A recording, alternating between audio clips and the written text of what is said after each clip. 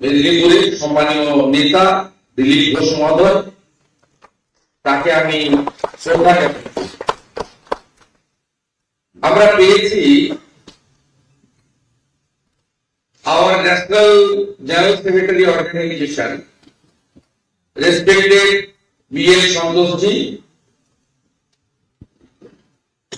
Mr. Santoshji, please accept my regard on the eve of this meaningful conference.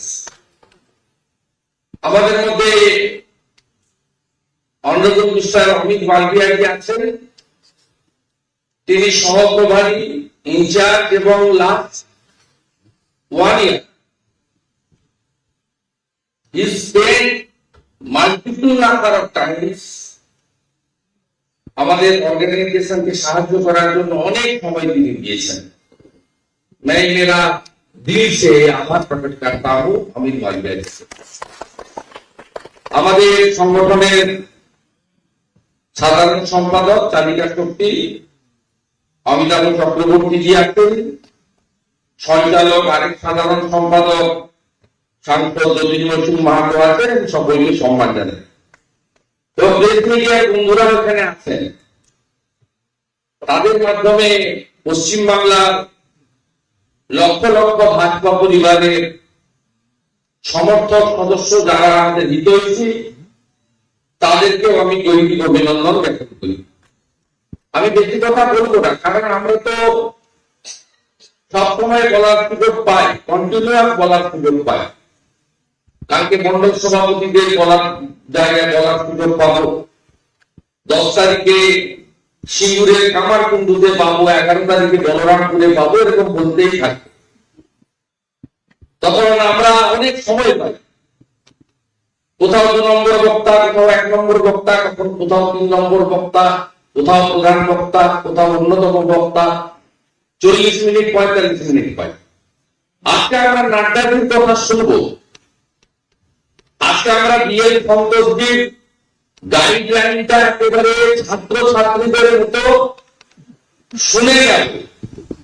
আমি আমাদের mister নাড্ডাজিকে specially কৃতজ্ঞতা জানাবো যে আফটার 2 মে যে পদগুলি চ্যাপ্টার ওপেন হয়েছিল বেঙ্গলে, যেটা আমাদের অগ্রজরা ইতিহাস বলতে ব্রিটিশরা করেছিল, গান্ধীবালা বাগে করেছিল, তাম্রলিপ্তে করেছিল, অনেক জায়গায় করেছিল।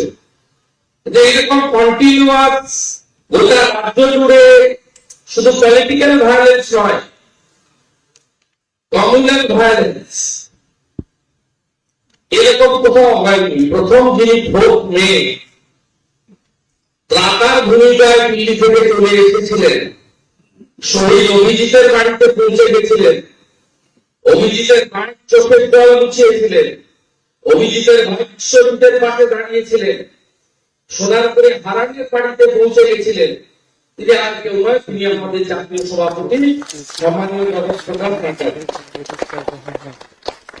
মাঝে আমরা ডিসেম্বরে সন্তোষজিকে পেয়েছি, তিনি আমাদের গাইডলাইন দিয়ে গেছিলেন, আমরা সেই মতো কাজ করার চেষ্টা করছি।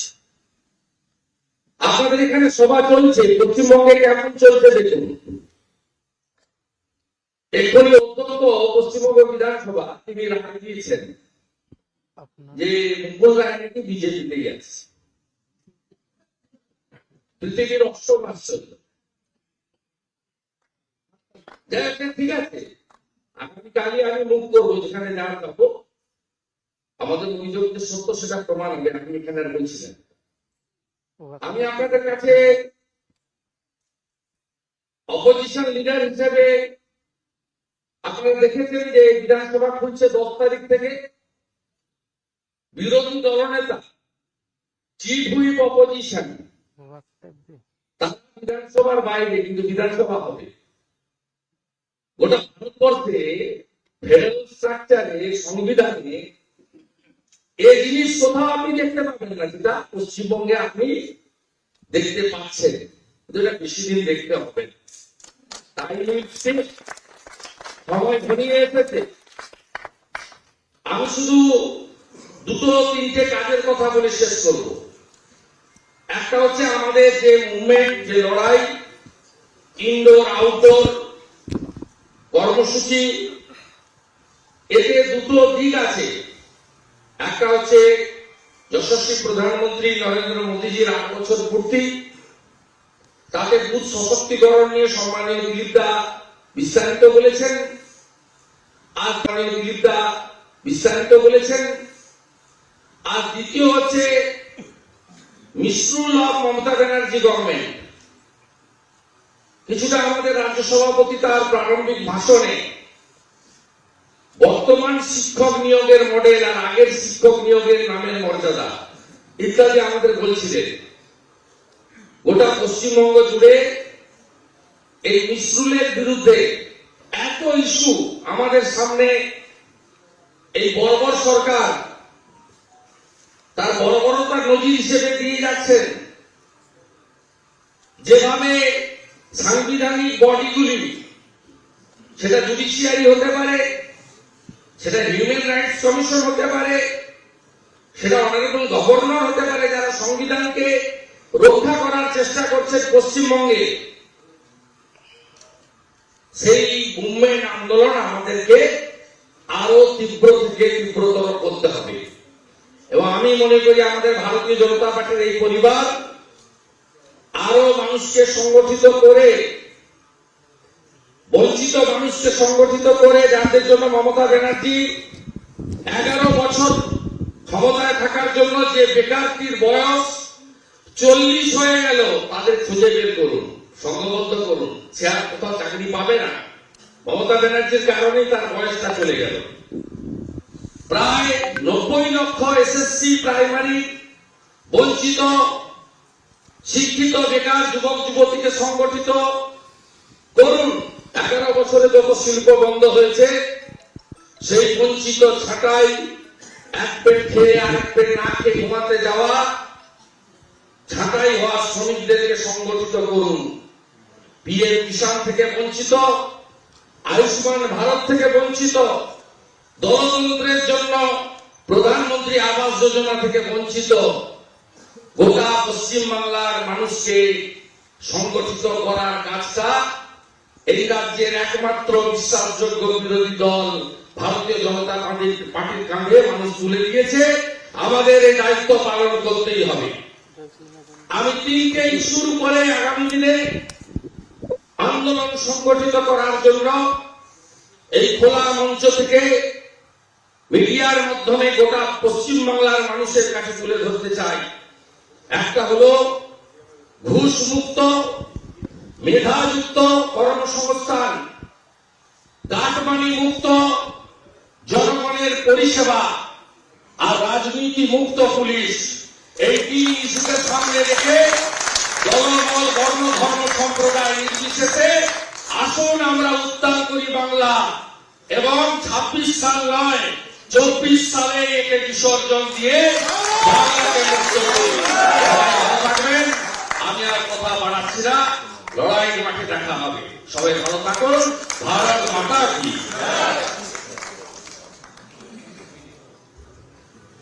ধন্যবাদ মাননীয় শুভেন্দু অধিকারী মহাশয়কে। এরপরে যার ভাষণ শোনার জন্য আমরা সেই সকাল থেকে বসে আছি, দূর দূরান্ত থেকে এসছি, বিশ্বের সব থেকে বড় পার্টির सभापति सम्मानीय जगत प्रकाश नड्डा जी, मैं माननीय राष्ट्रीय अध्यक्ष जी को संबोधित करने के लिए अनुरोध कर रहा हूं।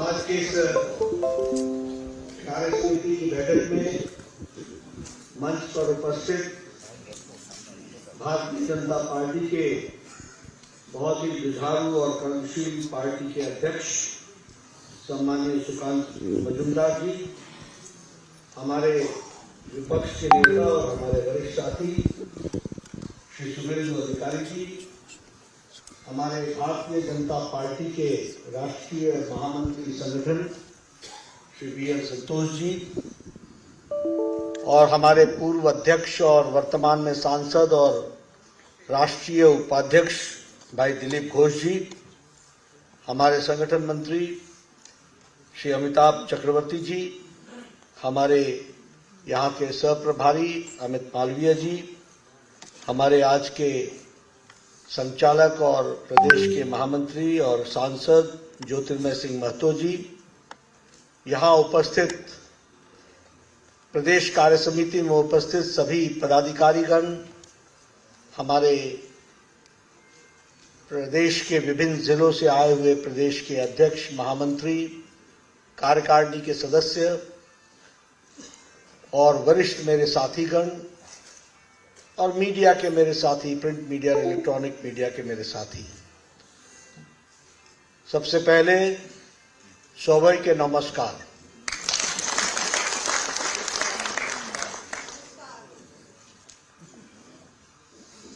मुझे यहाँ इस कार्य समिति की बैठक में आने का सौभाग्य मिला और जिस गर्मजोशी के साथ आपने कल मेरा एयरपोर्ट पर स्वागत किया, वह मुझे पश्चिम बंगाल की एक नई बहती हुई हवा का संदेश दे रहा है।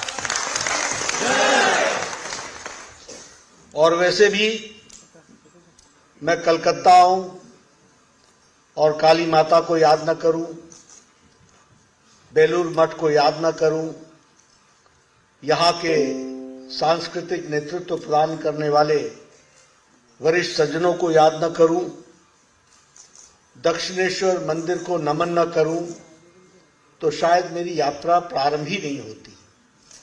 इसलिए सबसे पहले तो मैं सभी देवी देवताओं को और इन पूज्य स्थानों को नमन करता हूं और आशीर्वाद लेकर के अपनी बात प्रारंभ करता हूं। जब हम बंगाल की बात करते हैं तो हमारे जहन में और हमारी तस्वीर में वीर स्वतंत्रता सेनानी एक साथ नजरों से गुजर जाते हैं। जब हम बंगाल की बात करते हैं तो हम सामाजिक परिवर्तन लाने वाले महान विभूतियों की तस्वीरें हमारे सामने से गुजर जाती हैं और बंगाल का जो गौरव, बंगाल का जो कल्चर है वो हम सबको याद आता है। और इसीलिए आज के दिन नेताजी सुभाष चंद्र बोस, हमारे रास बिहारी बोस या फिर हमारे खुदीराम बोस, और आज जहां मैं गया रास बिहारी बोस जी के कर्मस्थली पर, ऐसी जगह से जो प्रेरणा मिलती है वह प्रेरणा सच में बहुत ही अद्भुत होती है। इसलिए मैं ऐसे वीर योद्धाओं को और स्वतंत्रता सेनानी को नमन करता हूं। अगर मैं सामाजिक परिवर्तन की बात करूं तो राजा राम मोहन राय को, स्वामी विवेकानंद को, हमारे श्री अरविंदो को, इन सब को भूलना शायद अपनी संस्कृति को भूलने के बराबर होगा। और इसीलिए रामकृष्ण परमहंस को, सभी महान विभूतियां जिनसे हमको एक तरीके से अध्यात्मवाद की ऊर्जा मिली, ऐसे वरिष्ठ विभूतियों को हम नमन करते हैं, उनसे हम आशीर्वाद प्राप्त करते हैं। बंगाल की धरती पर अभी मैं बंगला में बोलता कम हूं, सुनता तो पूरा हूं और समझता तो ज्यादा ही हूं। तो मैं देख रहा था कि सुकांतो भाई ने बंगाल के परंपराओं के बारे में एक बात कहते हुए कहा कि we are the torch bearers of the Bengal culture, the Bengal traditions, the Bengal issues which have been raised by our leaders. यह बात बहुत स्पष्ट है। और उसी तरीके से हमारे दिलीप दा ने भी आपको बताने की कोशिश की कि पार्टी को हमने कैसे मजबूत किया और हम कैसे आगे मजबूत करेंगे। और हमारे शुभेंदु जी ने आपके सामने नई तस्वीर खींच करके बता दी कि आने वाला कल हमारा है। मैं उसी में अपने आप को जोड़ता हूं और मैं जोड़ते हुए आपके साथ ये कहना चाहता हूं कि राजनीति में कभी भी कोई चीज ठहरी नहीं रहती है। जो आज है वो कल नहीं, जो कल है वो परसों नहीं। हमें राजनीतिक दृष्टि से किन ताकतों से अपने आप को समावेश करके आगे बढ़ना है, यह हमको हमेशा तय करना पड़ता है और इसलिए हमको अपनी ताकत का अंदाजा भी होना चाहिए। कई बार क्या होता है कि अगर घर के आगे कुछ गड़बड़ दिख जाए तो हमको लगता है सारा संसार ही गड़बड़ है, लेकिन ऐसा नहीं होता। संसार बहुत बड़ा है। उसी तरीके से राजनीतिक घटनाएं, अगर सामने की घटनाओं से विचलित होने की परिस्थिति आती है तो दुनिया और राजनीति उससे परे भी है, उसको भी समझना और जानना हमारी आवश्यकता बन जाती है। इसको हमको समझना चाहिए और इसीलिए मैं कई बार लोगों को बोलता हूं कि देखिए, आपको भारतीय जनता पार्टी के साथ जो जुड़ने का मौका मिला है, इसको आप ईश्वर का वरदान समझिए। ये ऐसे ही नहीं हो गया है। मैं राजनीति में पिछले 40 साल से हूं। जब मैं कॉलेज और यूनिवर्सिटी में पढ़ा करता था तो कम्युनिस्ट हमारे सामने बीड़ी और सिगरेट का गुलछर्रा उड़ा के गोल गोल धुआं बना करके मुझे समझाया करते थे, Nadda you don't know what is revolution. और मैं उनको 40 साल पहले कहता था, dear friend comrade Vande Mataram, you do not understand what is evolution. You do not understand evolution. 40 साल पहले मुझे मेरे कांग्रेसी साथी मिलते थे, एनएसयूआई में क्या काम करते थे, बोलते थे, Nadda you don't know politics, it is a matter of opportunity, you are a right person in the wrong party. आज मुझे मिलते हैं तो मैं पूछता हूं, who is in the right party and who is in the wrong party. ये इसलिए आपको मैं बताता हूं कि अगर वो 1980 के दौर में तात्कालिक बातों से मैं भी प्रभावित हो जाता तो आज विश्व की सबसे बड़ी पार्टी का सदस्य और कार्यकर्ता होने का सौभाग्य से वंचित हो जाता। इसलिए मैं बोलता हूं, दूर की देखना और नजदीक की देखने का अंतर होता है और हमारे यहां भी कॉम्प्रिहेंसिव और बाइफोकल दोनों लेंस होते हैं। इसलिए यह ध्यान में रहे कि कॉम्प्रिहेंसिव में, बाइफोकल में दूर से नजदीक मत देखना और नजदीक से दूर मत देखना, लेकिन दोनों पर बराबर की नजर रखना यह हमारी आवश्यकता होती है। और इसीलिए मेरे से जब कोई बात करता है तो मैं सौभाग्यशाली इसलिए कहता हूं कि देखो, ये हमारी ही पार्टी है जिसमें नेता है, जिसमें नीति है, जिसमें नियत है, जिसमें कार्यक्रम है, जिसमें कार्यकर्ता है लाखों नहीं करोड़ों, और जिसमें साथ काम करने का वातावरण है, तो भारतीय जनता पार्टी में इस बात को समझो। किसी के पास नेता होगा तो नियत नहीं, टीएमसी को देख लो, समझ में आ जाएगा। थोड़ी देर के लिए नेता है, नियत नहीं। नियत है तो नीति नहीं। खाओ खाओ खाओ, आओ आओ, कमीशन मिशन, यही मिशन है, कमीशन खाना। नियत नहीं, नीति नहीं, कार्यक्रम नहीं। और कार्यकर्ता के नाम पर syndicate, no worker all syndicate. Am I correct? Am I correct?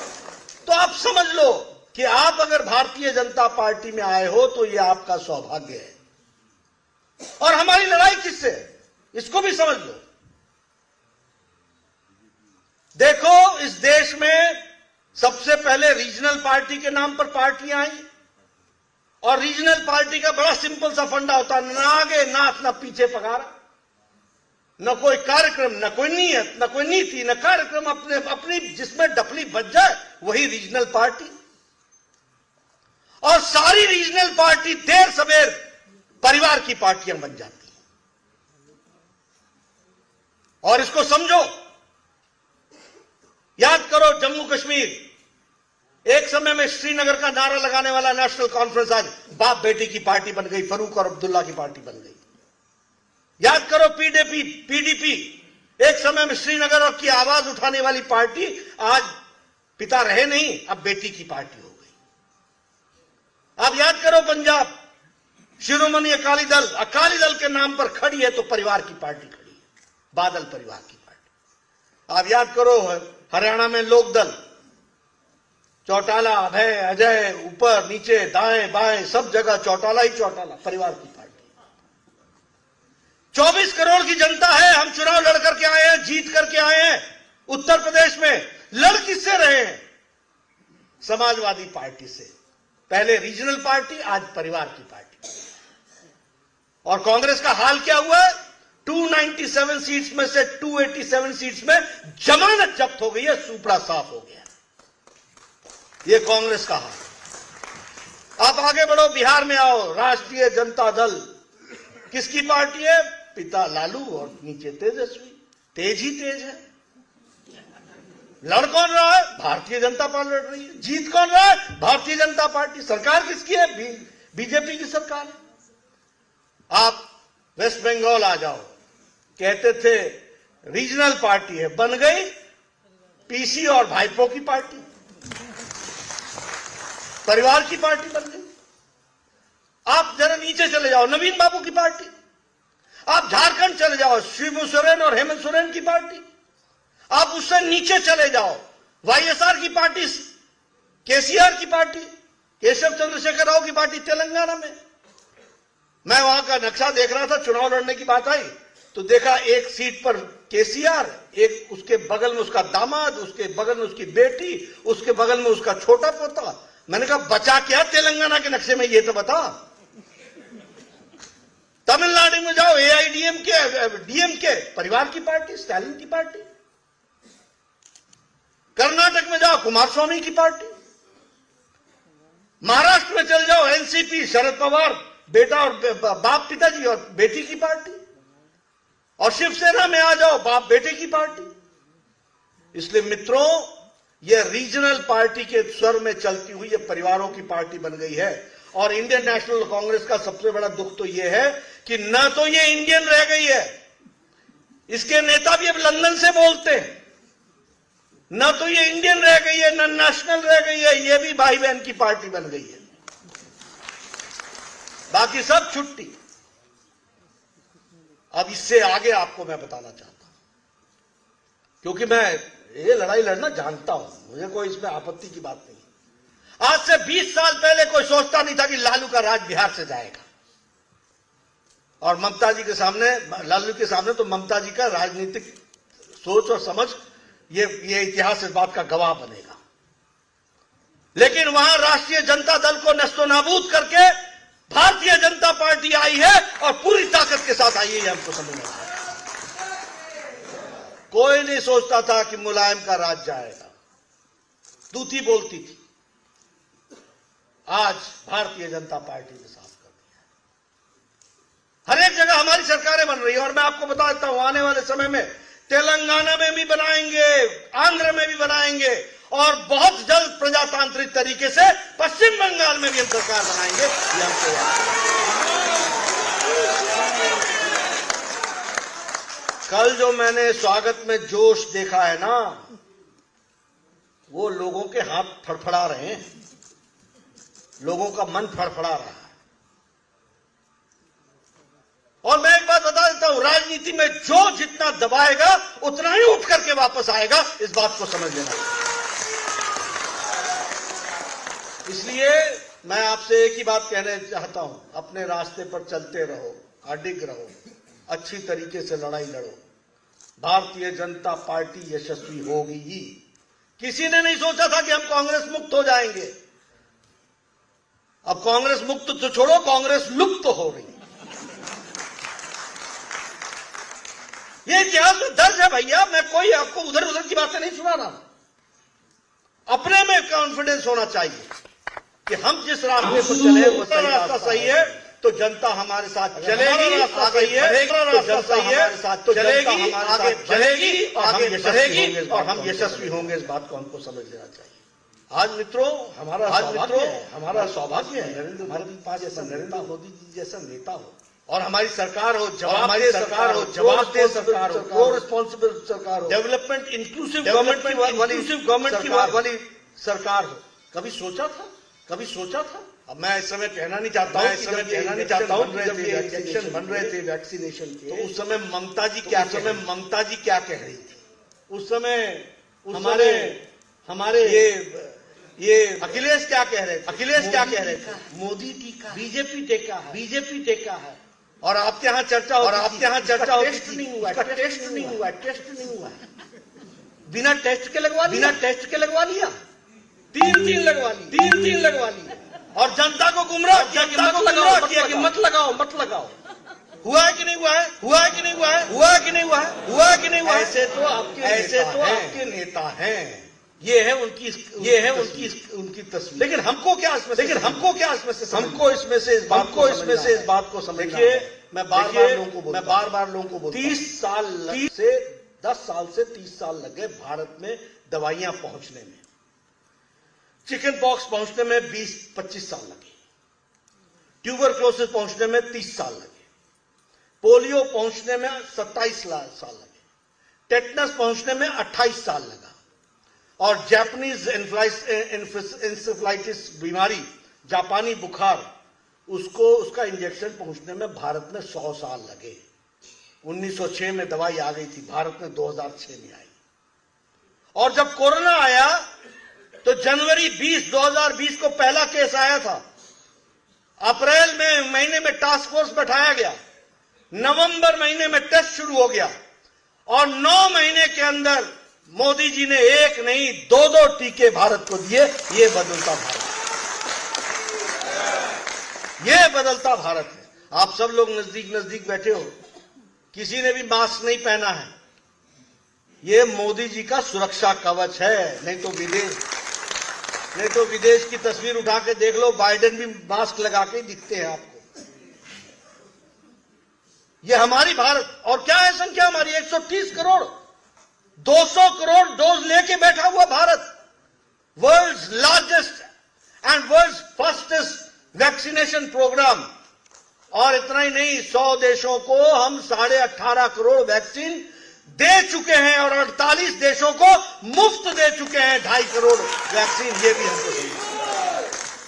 यानी भारत अब लेने वाला नहीं हो गया, देने वाला भारत हो गया। इसको भी हमको समझना चाहिए। और यहां आपके यहां चर्चा होती थी टेस्ट होबे ना, करबे ना। अब क्या हो रहा है, कैसे हुआ? मित्रों, हमको समझना चाहिए कि राजनीति में कौन हमारा साथ देता है, कौन हमारा साथ नहीं देता है।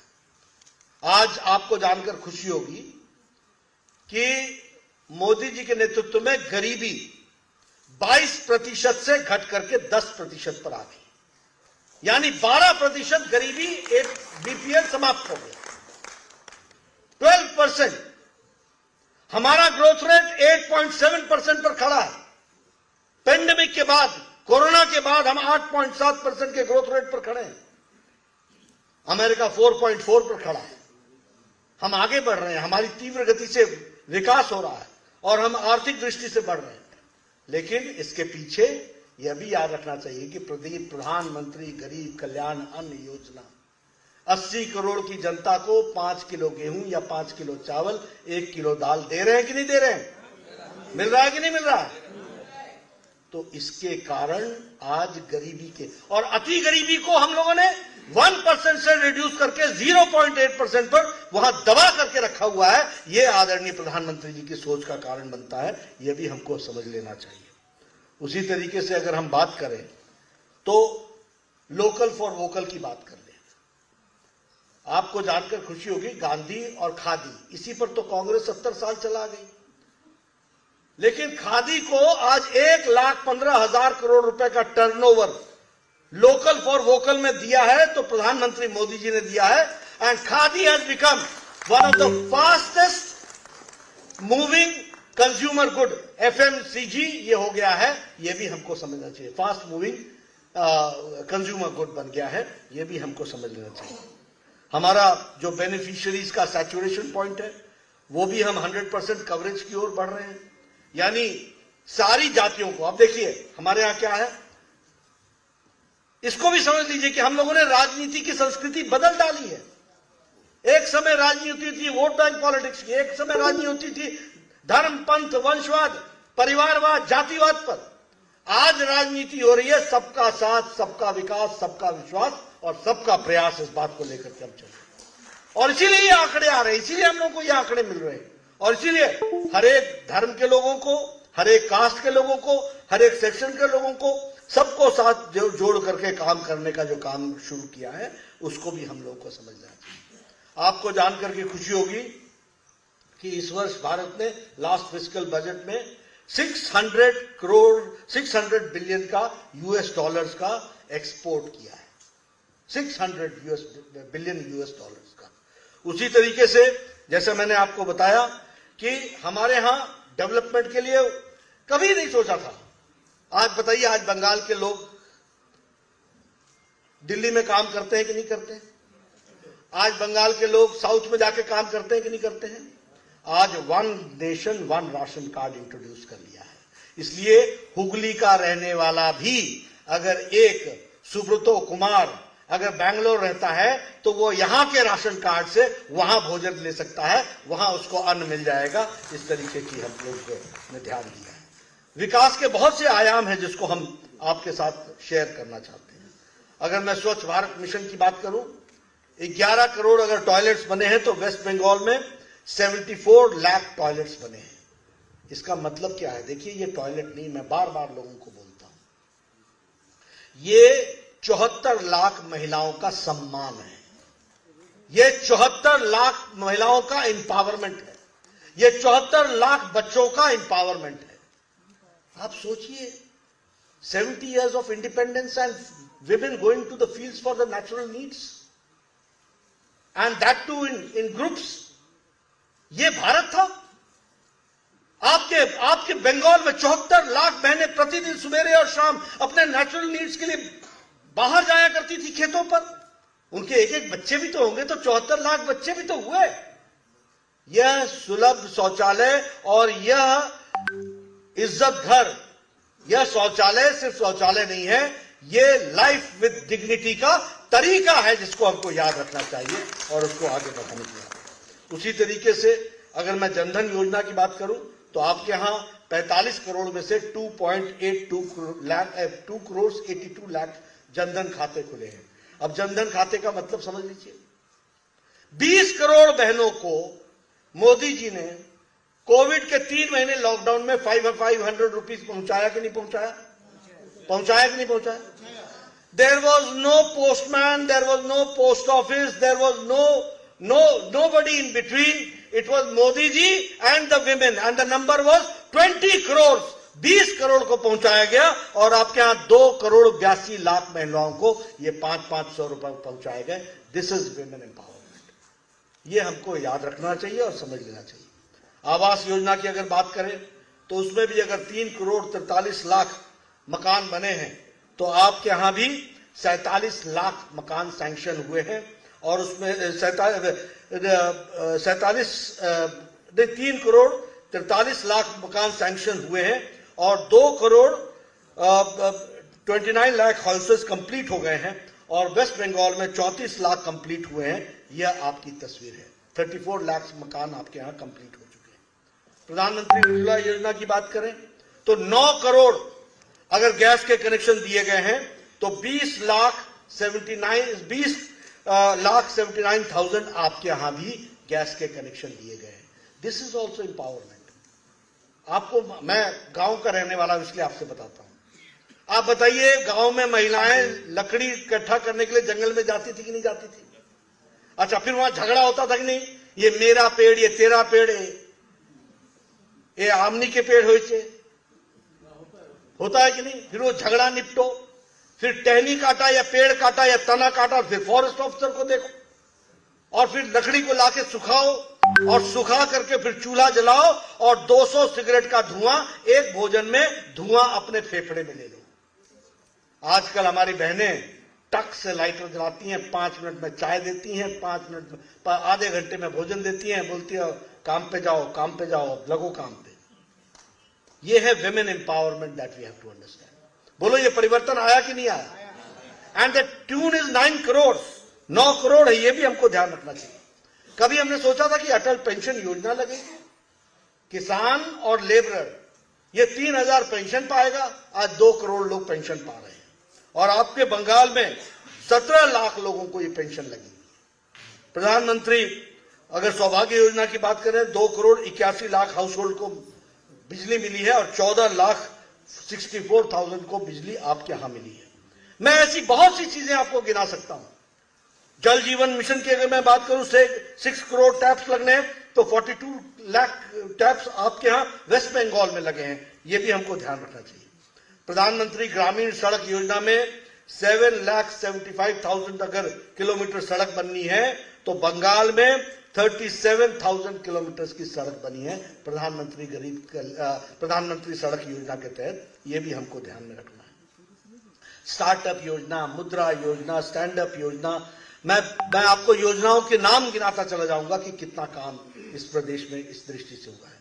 लेकिन मुझे दुख के साथ यह भी कहना पड़ता है कि जहां हम लोगों ने ये काम किया, वहां अब कहना नहीं चाहिए, लेकिन अब ये कहावत है, मैं नहीं कह रहा हूं, चोर चोरी से जाए, हेरा फेरी से नहीं। अब वो क्या है?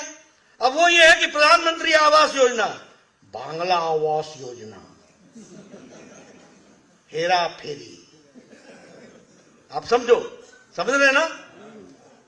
प्रधानमंत्री आवास योजना छोटा छोटा छोटा छोटा, बांग्ला आवास योजना बड़ा बड़ा, और साथ में तस्वीर तो माले मुफ्त, दिले बेरहम। केंद्र सरकार का आ रहा है तो अपना दिल बेरहम रख करके चलो और बढ़े चलो। और उसी तरीके से देखिए प्रधानमंत्री ग्राम सड़क योजना, बांग्ला ग्राम सड़क योजना, ये जो मैंने आपको बताया 7 लाख किलोमीटर, उस 7 लाख किलोमीटर में, और जिसमें मैंने आपको बताया कि कितने लाख किलोमीटर या कितने हजार किलोमीटर यहां बना, शायद 37,000 मैंने बताया, तो वो सारे का सारा वो बांग्ला ग्राम सड़क योजना। उसी तरीके से प्रधानमंत्री गरीब कल्याण अन्न योजना, जिसमें 80 करोड़ की जनता को हम दे रहे हैं, वो खाद्य साथी बन गया। उसी तरीके से स्वच्छ भारत अभियान, निर्मल बांग्ला। उसी तरीके से वाटर शेड डेवलपमेंट प्रोग्राम, जल धरो जल भरो, ये भी हमारे नेशनल रूरल लाइवहुड मिशन, उसको आनंद धारा ये भी बना दिया। इस तरीके से योजनाओं को अपने पक्ष में करके लोगों को गुमराह करने की कोशिश कर रहे हैं। और यहां मैं आप सबसे निवेदन करना चाहता हूं कि आपका काम है कि आप जनता को बताएं कि ये बंगला धारा नहीं है, ये निर्मल धारा नहीं है, ये नरेंद्र मोदी की धारा है, जिस धारा के कारण तुम आगे बढ़ रहे हो, ये भी आप समझ लीजिए। और उसमें मैं जो सबसे बड़ी बात बताना चाहता हूं, मैं यहां आया, अब आपको मालूम है कि पत्रकार हमारे माइक आगे लगा देते हैं, आपका क्या विचार है, अब राष्ट्र के नाम संबोधित करो, तो बोलना भी पड़ता है, कि मैं तो अवॉइड करता हूं, लेकिन मैं आप सुनता हूं कि प्रश्न क्या है। तो प्रश्न ये था कि आपने वो मनरेगा का पैसा, देखिए मतलब चित भी तुम्हारी, पट भी तुम्हारा, हेड भी तुम्हारा, टेल भी तुम्हारा, ये कैसे राजनीति में चलेगा? अरे मनरेगा का 3 साल से हिसाब नहीं दिया, 3 साल से हिसाब नहीं दिया, और एक कमेटी भेजी तो एक जगह पर 57 लाख यूटिलाइजेशन सर्टिफिकेट का वसूली मांगनी पड़ गई, और एक जगह भेजा तो 327 लाख का पेमेंट ही नहीं हुआ है। 300 यानी 3 करोड़ 27 लाख का पेमेंट ही नहीं हुआ है। आप बताइए हम दे सकते हैं क्या? नहीं। दे सकते हैं क्या? नहीं। आप बताइए। नहीं, देखिए विरोध में नहीं, लेकिन ये राज्य चल रहा है क्या? ये कैसा राज्य है भाई? एक नेता थे 10 साल से इनकम टैक्स नहीं दिए, तो पूछा गया, सुनिए, पूछा गया तो बोला मैं भूल गया। ये नेताजी, ये ममता जी भी 3 साल से भूल गई है क्या? मतलब हींग लगे ना फिटकरी रंग चोखा। पैसा नहीं आया, पैसा नहीं, अरे आएगा कहां से भाई? रसीद देना पड़ता है, हिसाब देना पड़ता है। देना पड़ता है कि नहीं देना पड़ता है? पड़ता है कि नहीं पड़ता है? और जो बिना हिसाब दिए देगा तो गलत होगा कि नहीं होगा? तो आप क्या चाहते हैं कि हमारी सरकार गलत काम करे क्या? गलत काम करे क्या? और जो गलत काम कर रहा है उसको रहने देना है क्या? तो ये आपका काम है कि जनता को बताओ, ये आपका काम है कि आप जनता को बताइए कि मोदी जी तो पैसा देना चाहते हैं, लेकिन यहां आओ आओ आओ, without any arrangement, without any disbursement, without any, अपने टीएमसी कार्यकर्ता पहले कट मनी, फिर फट मनी, जो मनी मिल जाए, केंद्र का मनी, बस मनी मनी मनी मनी चलने देना है क्या? प्रजातांत्रिक तरीके से लोगों को समझा देना है कि मोदी है तो मुमकिन है, और पश्चिम बंगाल में भी कमल खिला करके दिखाएंगे, ये हम आपको बताना चाहते हैं। इसलिए मित्रों, बहुत सी बातें, मेरा बंगाल से विशेष लगाव है। मैं चाहता हूं कि बंगाल जिस गौरव में पोजीशन पर था, उस गौरव में पोजीशन पर पहुंचे। आज दुख होता है। आप बताइए, कभी ये eastern, when Bengal thinks today, India thinks tomorrow था कि नहीं था? था कि नहीं था? आप बताइए, ये कभी इकोनॉमी की कैपिटल थी कि नहीं थी? और आज क्या हो गया? आने वाला भी जाता है और जो थे यहां वो भी जा रहे हैं। है कि नहीं? ऐसा है कि नहीं है? अब इसको अगर आप देखेंगे तो हमको ये लगता है कि एक दुखदाई सिचुएशन यहां आकर के खड़ी हो गई है। हमारे साथ क्या हुआ? पोस्ट वायलेंस 12,000 केसेस बने, 80,000 लोगों को घर छोड़ना पड़ा, हमारे 190 से ज्यादा कैंप्स लगे, बहुत लोगों के घर मकान उजाड़ दिए गए, बहुत से लोग घर में नहीं पहुंचे। हाई कोर्ट ने कह दिया कि सीबीआई को केस थमाओ। रेप केसेस हो गए, मर्डर केसेस हो गए, मोर देन 60 मर्डर केसेस हो गए। मैं अपना रोना नहीं रोऊंगा, हम लड़ना जानते हैं, प्रजातांत्रिक तरीके से लोगों को जेल में डालेंगे। आज सवेरे उठा तो देखा लालू जी आज कोर्ट में पेश होंगे। 25 साल पहले कोई इमेजिन नहीं कर सकता था, और 20 साल बाद की तस्वीर बता रहा हूं मैं। पीसी और भाईपो ये हर दिन पेशियों में मौजूद मिलेंगे, ये आपने ध्यान रखना। ये देश नियम पर चलता है, ये कानून पर चलता है, किसी के विम्स और फैंसीज पर नहीं चलता है। नेशनल ह्यूमन राइट्स कमीशन ने लिखा है that in West Bengal it is not the rule of law, it is the law of the rulers. समझ लो इस बात को। और आपको लगता होगा मैं तो कभी भूलता नहीं हूं, क्योंकि अंधेरे का, उजाले का मजा लेना हो तो अंधेरा याद रखना चाहिए।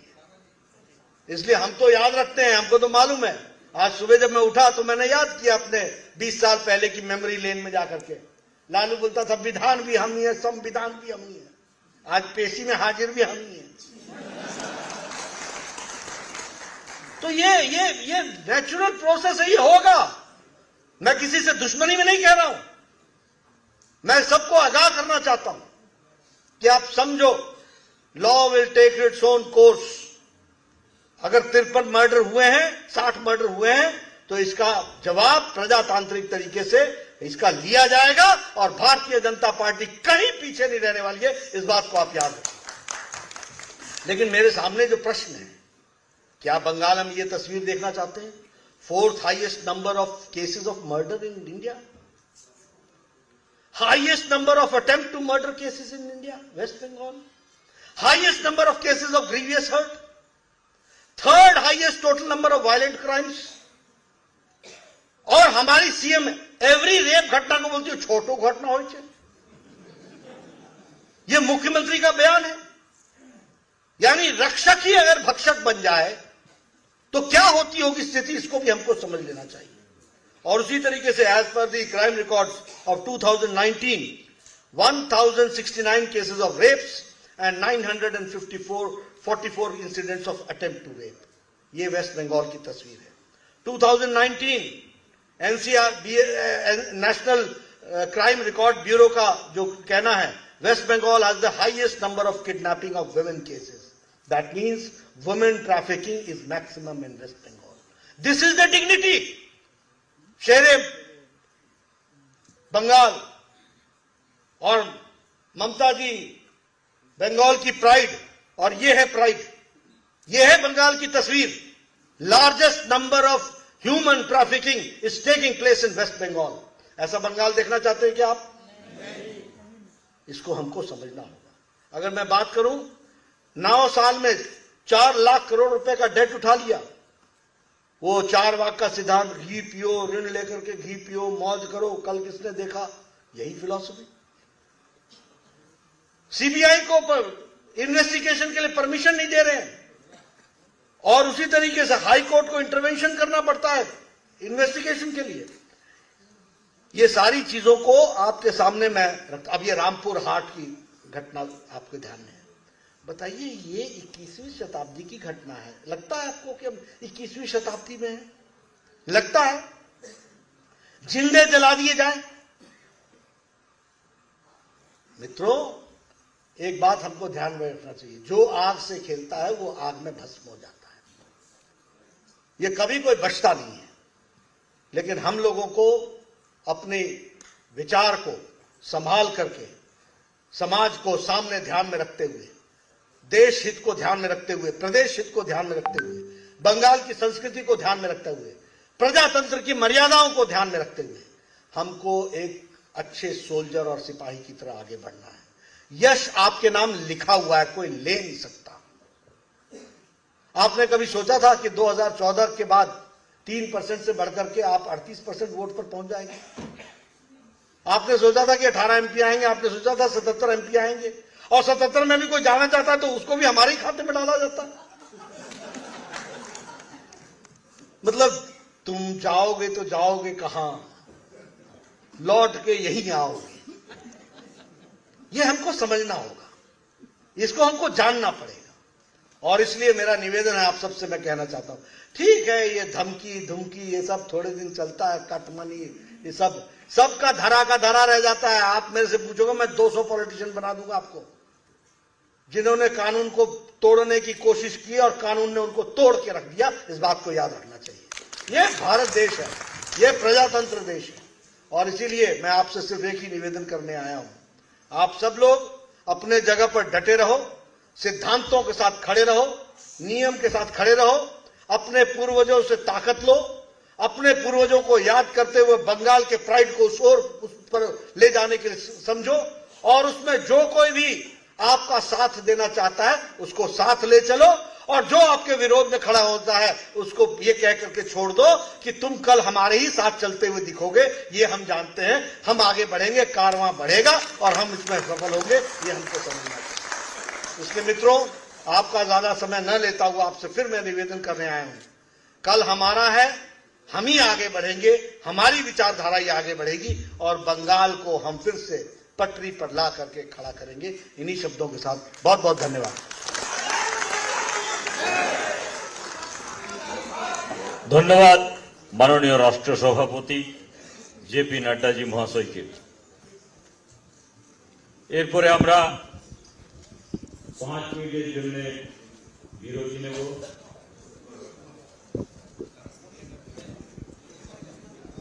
5টা 4 হচ্ছে, 5টা 10 মিনিট, 5টা 5 হচ্ছে, 6 5টা আমরা আমাদের উদ্যাপন।